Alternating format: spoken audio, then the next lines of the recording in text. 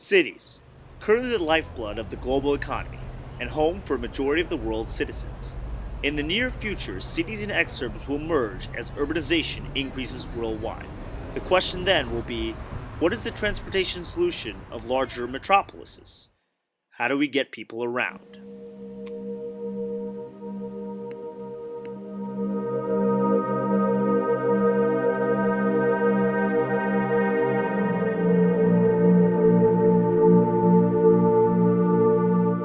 The DMV area is home to over 6 million people and is the seat of political power in the US. Currently, it's the sixth most populous metropolitan area of the United States. The need for public transportation is high. The area is serviced by the WMTA through subways, buses, and trains, but there are still areas in the 60-mile region that are not serviced as efficiently with these options. Currently, 25% of the DC population is underserved by public transportation. On this map, that's the red area. That's only a current problem. One can only imagine when the metro grows. One of the solutions to this problem involved no extra daily labor, no overhead from the city, and no expensive construction of new trains and tracks. What if we harnessed the power of technology?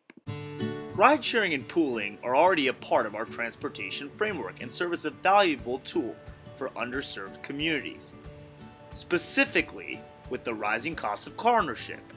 But autonomous vehicles could catapult these frameworks to the next level, filling in the gaps and really connecting our public transportation hubs on door-to-door service with a one-stop shop metro ticket. This would ultimately optimize transportation. Autonomous vehicles are largely about ensuring that the vehicle gets the world around them close to 100% accurate. To do this, they have a multitude of hardware, specifically sensors, GPS, radar, and lasers called LiDAR that are 360-degree sensors at the top of the car that can give the central computer as much data as possible. According to David Silver, who leads the self-driving team at Udacity, there are 5 core components of an autonomous vehicle. Computer vision, what the world looks like through the eyes of the vehicle. Sensor fusion, lasers, radar, and LiDAR that essentially allow the car to understand its surroundings. Localization, precisely where the vehicle is in the world. Path planning, charting a course through the world. And controls, moving the steering wheel and hitting the brakes.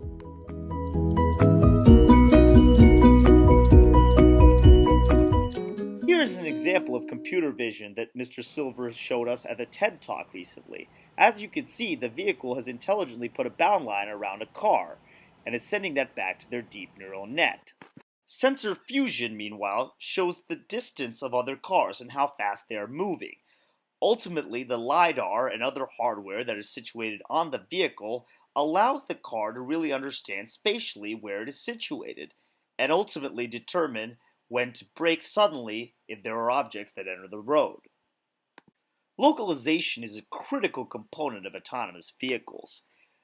Autonomous vehicles require a lot more accuracy than typical GPS. They require high-def maps and algorithms in order to ensure that they are extremely accurate in terms of the measures that they are taking if there are unexpected objects on the road.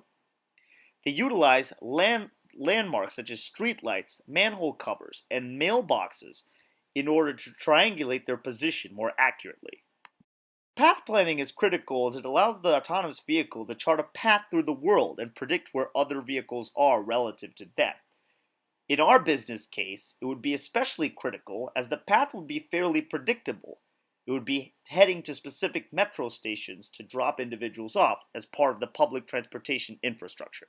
The final component of the technology is control and ensuring that the steering wheel, brake, and accelerator are functioning properly with all of the other inputs that came before. What do you get when you put it all together? A beautifully well-oiled machine.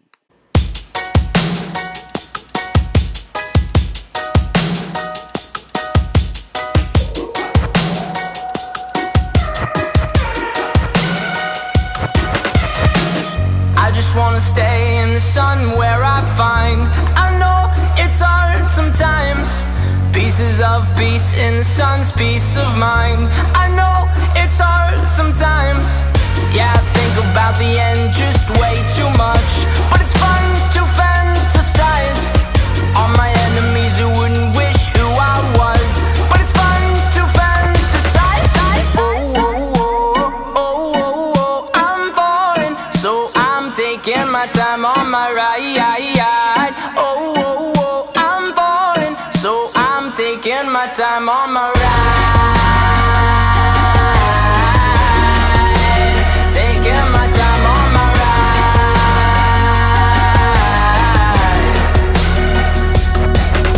I die for you, that's easy to say. We have a list of people that we would take. A bullet for them, a bullet for you, a bullet for everybody in this room, but they don't seem to see many bullets.